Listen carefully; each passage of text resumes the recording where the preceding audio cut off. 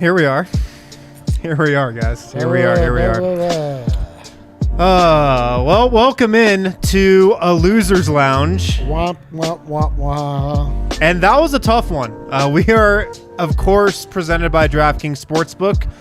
Make sure to use the code DNVR when you download and sign up for the DraftKings Sportsbook app. Harrison went alongside Brendan Vogt, Eric Weedham, and superstar Dev Johnson, who I'm with you, Dev. I also want to fall asleep after that game. I'm also tired of watching that. I wish I was asleep during the game so I wouldn't have to be on the show. If I would have fell asleep on the show, like during the game, you guys would have been like, hey, you can't talk about what happened there. But I was up. I forced myself to be up, and pain is all we know. Yeah. I mean, how this game went, guys, was the first half, it was unwatchable. Yeah. No team could hit a shot outside of the paint.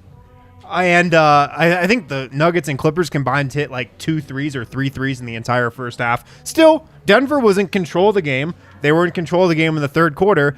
And the Nuggets were up by what? 20? Did they get up by 20? They were up by 25? 25. It was up 25. 25 points the Nuggets were ahead by. And Denver blew a game and a lead tonight in embarrassing fashion. It was embarrassing how the Nuggets lost this game and how they just self-destructed at the end of the third quarter and the end of the fourth quarter. I want to jump right to the end of the game because as bad as the Nuggets were in the second half, they still had a chance to win this. Denver got the ball down 2 with under 10 seconds left with a timeout. Nikola Jokic dribbles to the three-point line, shoots the ball with like 4 seconds left, and then Aaron Gordon, his desperation kind of follow jumper / tip doesn't go. Denver should have called a timeout there, right? No, I'm not crazy here. Right. There's no doubt about it. But Jokic had the ball. He's bringing it up the floor. Looks like he has no sense of urgency whatsoever. Anyway, he absolutely needed a timeout. And then also the shot selection from Jokic was bizarre. It just was. I mean, I know that guy has to figure so much out in these moments when so much is stacked against him, but that was a weird shot too. But yeah, the no timeout is the first thing. It's like I can see part of the argument for not calling a timeout. Look, we want to catch him off guard. We've got the ball in the hands of our best player, the MVP, the most disrespected MVP in NBA history. He's got the ball in his hands. That's where we want it to be. But with that little time remaining and just with where Jokic was on the floor, like, you have a timeout. You save a timeout at the end of games to use in situations like that. I want to die. I just want to die. What I seen was, first off, I seen a frustrated Jokic, especially in that second half. And as far as just the final shot, there was one guy that, like, we thought that the game was, like, not good. There was one guy that really did not want to be there, that really did not want to go into overtime, and that's Jokic. For him to go and shoot a three-pointer and that type of three-pointer, he just didn't want to be there. He was like, either we're going to win or we're going to lose, but we're not going through another quarter of this. Yeah. As far as the timeout, I'm not going to say I like wish that they would have, took the timeout, because if you look at the last play before that, they set it up where Jokic started in the back court so that they could not double team him, put it in his hands, and him and Aaron Gordon had the connection that was going the entire time. So they put him in a point guard spot where he could make the decision, and that's what you want. You want your best player to have the ball in his hands and to make the decision. Jokic elected to shoot the three-pointer, so that's kind of on him. Even though there was other things that I really did not like from Malone, that one was one that I knew that they just wanted to generate some offense in a different way instead of a setup where it was going to be a double team, and then we would have been arguing and pissed off if they have Facu shooting a game-winning shot.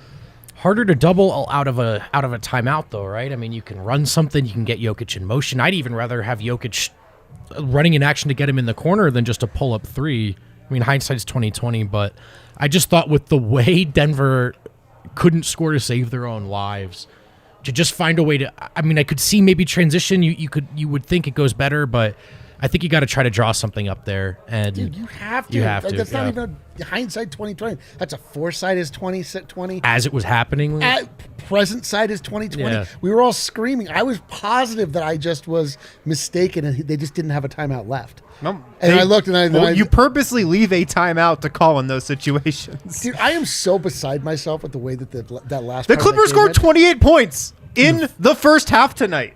28 points. 28 points. That The team- Clippers scored in the first half, That team and won. they won. That team won the game. Are you kidding? they finished with 87 effing points. It was embarrassing how Denver lost this game tonight. So I've got a bunch of stuff, a bunch of bones to pick with Michael Malone, and I peeked at some of the quotes from the post game. It seems like he's taking a lot of blame for this one, as he should. The no timeout on the last play was bad. Facu Campazzo played the last 17 minutes of this game. He checked in with 5 minutes left in the third quarter and then played the entire fourth quarter. He was on the floor, and I'll talk about this stretch in a second, for when the Clippers went to that zone, and the Nuggets could absolutely not do anything to beat that zone. And then was on the floor for the entire fourth quarter tonight.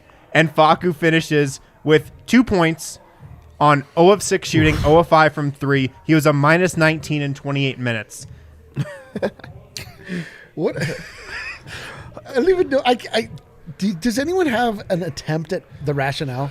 I kind of do. I have an attempt at the rationale. First Let's off, they just don't have an interior passer. They don't have a guy My thought. that can get the ball to Jokic. So But- you go ahead. Facu has to be the best passer on the team. You know, that's not Jokic, and Jokic needs to have the ball in his hands. So the idea is to have a guy that's going to pass the ball to Jokic or get them going. Also, that's going to be able to break the offense or the zone. The issue with that is Facu can't shoot. God damn it! Like, that's what it all comes down to. You shoot teams out of zones, or you make them respect you where they're not going to be able to double team the entire time. You're not going to see the Warriors get double teamed. It's just not going to happen. They can shoot the 3 ball. You're not going to see like the Bucks or teams like that get, Giannis is going to see double teams, but they can't just put a whole team on double teaming him because he has shooters around him. And when you have a guy like Facu Campazzo on the court, you have a guy like Austin Rivers, who goes 0 for 4 from the 3-point line. It's easy to defend them. They made themselves easy to defend for the entire night. So that makes it very hard. But that's just me trying to put some type of rationale on a very tough decision. To follow up that point real quick, sure. and then I'll get to you, Please. Vogt. I think there's something to that, and you saw exactly what Dev was just talking about late. There's a possession from this game that just sticks out of my mind. The Nuggets were down 83-81 with 2 minutes left. Jokic had Nick Batum on him for the entire possession. The Nuggets spent 20 seconds trying to get him the ball. They couldn't, and then the possession ended with Facu missing a 3. His 5th missed 3 of the night. Yeah. And I think, whatever it may be, like, yes, he is a good passer. So in theory, he should be your interior passer and your entry passer. But he also has this compounding effect where teams aren't guarding him, especially when he started that poorly. And so, okay, sure, he can make the pass, but the spacing's horrible. And it's that much easier to double Jokic. So if this was a night where maybe Facu was 3 of 5 from deep, right? Good God. Because I know he plays defense and I know he's got the interior passing, but then maybe. But he hadn't done anything up until that point to show you, like, he's turning the tide of this game positively. No, and not only that, like, from a defensive standpoint, the guards crushed the Nuggets coming down the stretch. Like, Malone opted to go with Austin Rivers and Facu Campazzo alongside Monte Morris, and then the guards just got trashed and completely. There's not a single decision that was made in the last 10 minutes of this game that I can even invent a defense for. It feels like maybe Malone was looking out and didn't see Facu because he was too short or something. He's like, oh, is he still out? Oh, Jesus Christ, he's still out there. We're stooping to short jokes. Dude, that's how down bad we are right now. I'll draw the line there. I am a stupid man. I don't know anything. I don't know. I don't understand basketball. That's true. And watching this game, I was like, I'm stupid, and this is dumber than anything I could come up with. I agree. To just defend Facu in just the slightest way, the guard play was bad tonight. Yeah, it was not just him. The guard play was so bad that it's like, what are the other guys bringing? And that's where it kind of, I mean, we're going to get to him in a minute, but that's where it falls on like guys like Bones Highland, because he's a guy that can pass and he also can shoot teams out of, those type of situations. So for Malone to not have another guy to fall back on or to rely on, that makes it really, really difficult for a guy like Facu who can't shoot the ball. And also they want to try to get some type of passing into Jokic, their best player. But really, the thing is, everyone knows how to defend the Nuggets. And also, Tyronn Lue, really, arguably the best coach in the NBA. Like, he understands how to, adjust on the fly and also how to, force other guys to beat you. So he did a really good job. The Clippers did a really good job of, first off, not allowing the Nuggets to get out and run or score in any capacity whatsoever. But also, if you think about it, Aaron Gordon goes for 30 points in a game that they only scored 86. Yeah. That's a good defensive mindset that they came into the game with, and they capitalized. So it's tough to just go all out on Facu, who was really, really shitty tonight. But everyone else, all the other guards. But why do they have to close with 3 exactly. guards? That's right. Could it or should have been Jeff Green? I mean, and I would have to go back and double check that Clippers lineup down the stretch. But I mean, F matching up with size at that point. This is what Adam always gets. You're right. You're right. Why are we responding to the Clippers? You are they right. will smell. Who cares if we? Why are we responding to a team that just scored 28 points in a half? What are we doing? Totally agree. And not only that, the other thing is, so we saw this same closing lineup last night or the previous game, but it was all right, Malone's riding the hot hand. Austin Rivers having a great night. All right, you stick with them. These guys are playing well, so you reward them. But that was not the case tonight. Austin Rivers did not have a great game going into the fourth. Facu did not have a great game going into. It wasn't a matter of where you just ride the hot hand. It was just it was weird. It was weird. It was just he had an idea this is who we closed with last night. First off, why did you close with them last time? Why? I want to kill myself. All right, somebody go. Well, we talked about the guard play really quick. I just want to Austin Rivers 0 for 4, Facu Campazzo 0 of 6, Davon Reed 0 of 2, Bones Highland 0 of 5. There was no Nuggets guard other than Monte Morris who made a basket tonight, is what you're getting at. Literally, yeah. Jesus Christ. Yeah. So then it comes down to, who does Malone trust? That's not a guard. That's what it. Not a guard. No, that's all he trusted. That's you're right. That's all he trusted was guards. He trusts Facu in those type of situations where it's I would rather this guy try to pass it or try to make things happen. Yeah. Because he's not believing in the other guys that they have on the team. That goes on to show how much he really is not bought into the team and the guys that he has there, because.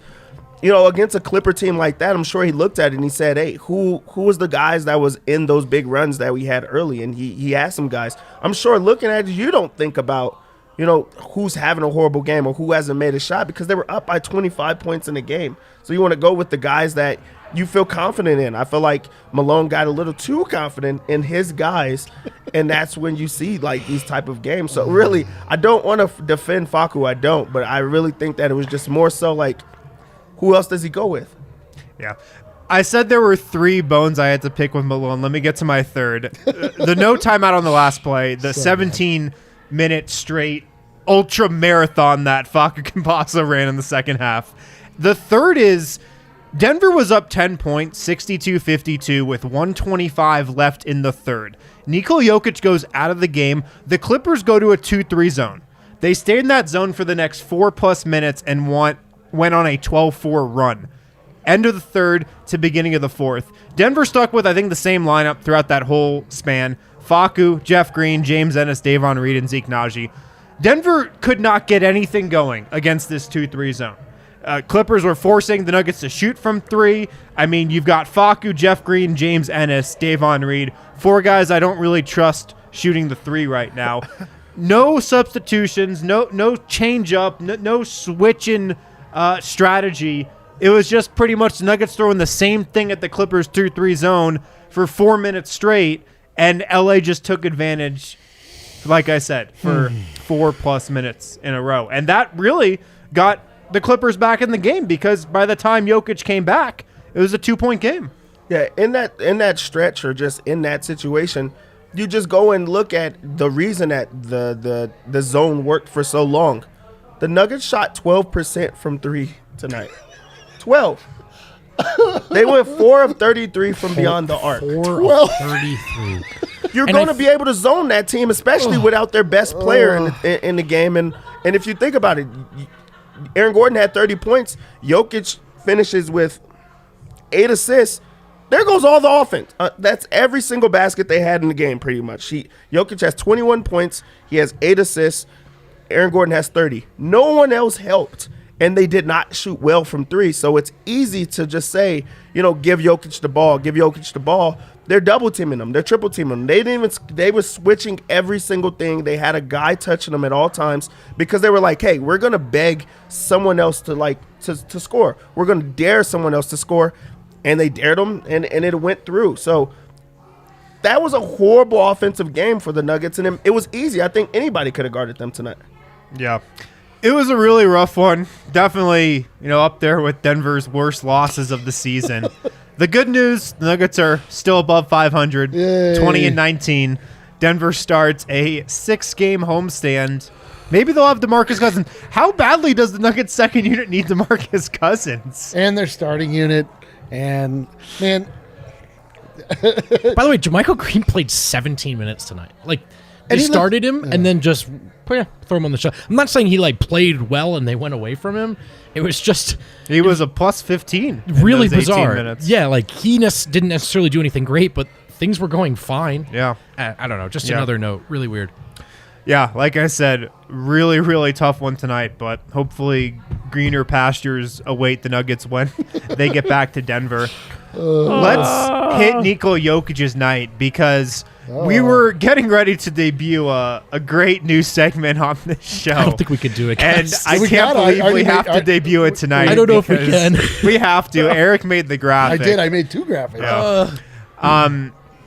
Kale, do you want to bring it up here so we can check it out? Yeah, maybe you got to give a little backstory for the pregame. So, if you guys didn't watch the pregame show, Michael Malone made a comment tonight that everybody on this panel just vehemently disagreed with. He said Nikola Jokic is not sexy. The man is incredibly sexy. We established that in the pregame.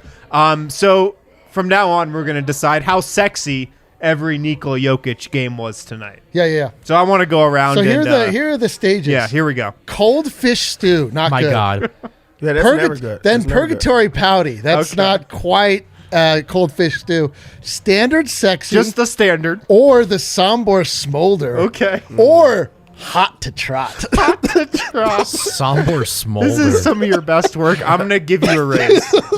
Where would you place this graphic? Dude, I'm going hot to trot. Let's go to Dev first. Where do you have Jokic's sexy meter tonight? Or I'm just going to phrase it this way. How sexy was Nikola Jokic tonight? I would say that he was standard. Standard sexy. I think he was Standard sexy. Like very much sexy for sure. Like there's no doubting that he's an attractive, human being. And you're like, hey, he probably gets some play out there, but you don't think that was like smoldering. Like No, there was really no don't- somber smolder It in was that. no somber smolder. Like he wasn't and he's definitely not trotting. No anywhere. hot to trot either. If they would have won the game, I probably would have been somewhere else, like completely. But I think that was a pretty standard to sexy game from Standard him. sexy.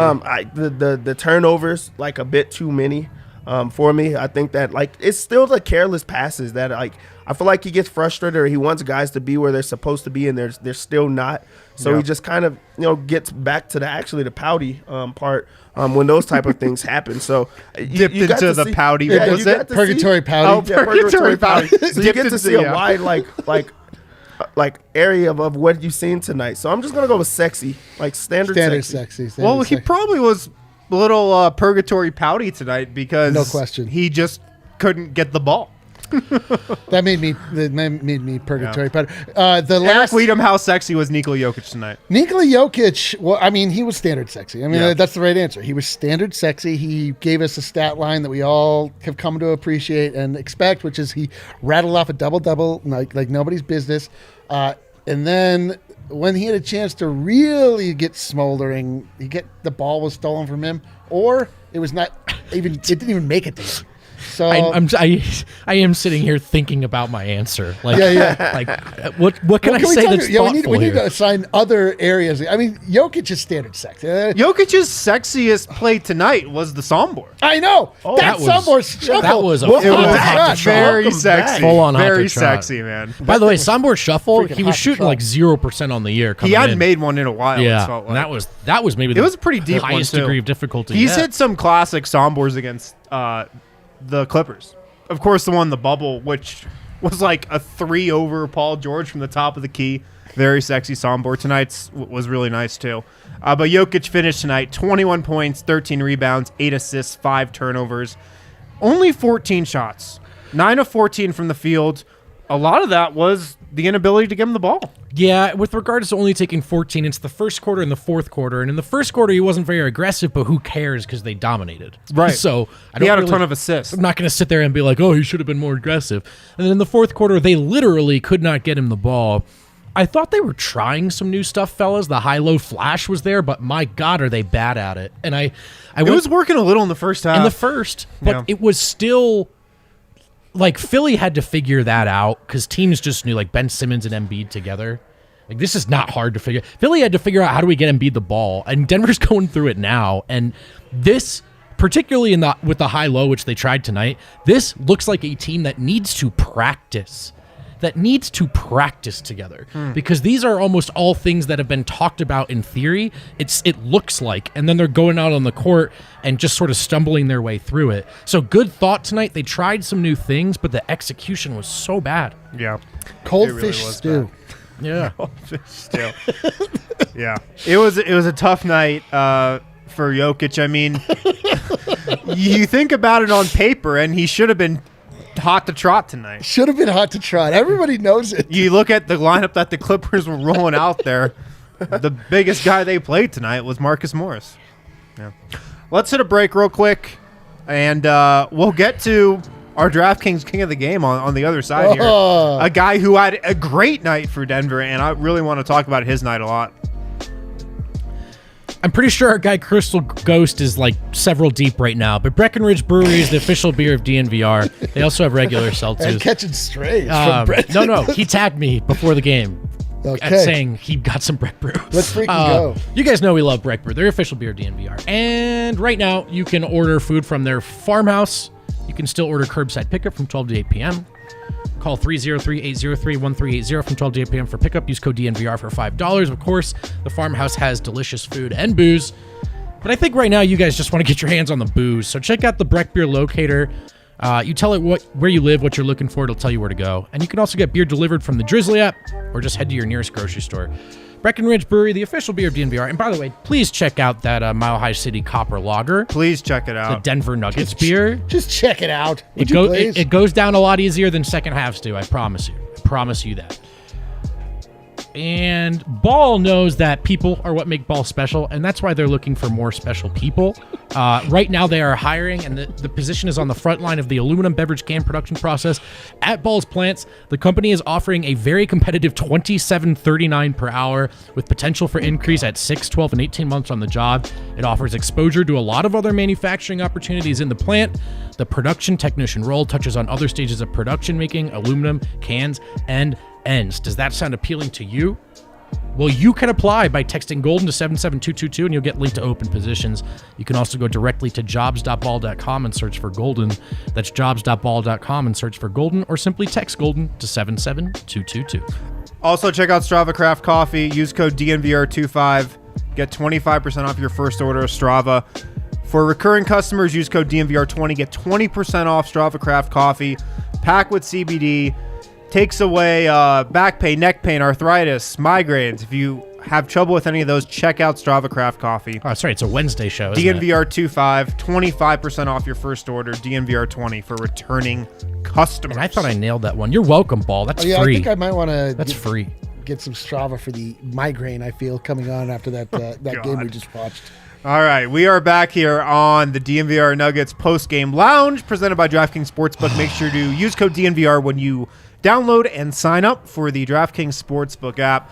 Let's get to our DraftKings Sportsbook King of the Game, Mr. Aaron Gordon. An incredible game tonight from Aaron Gordon, guys.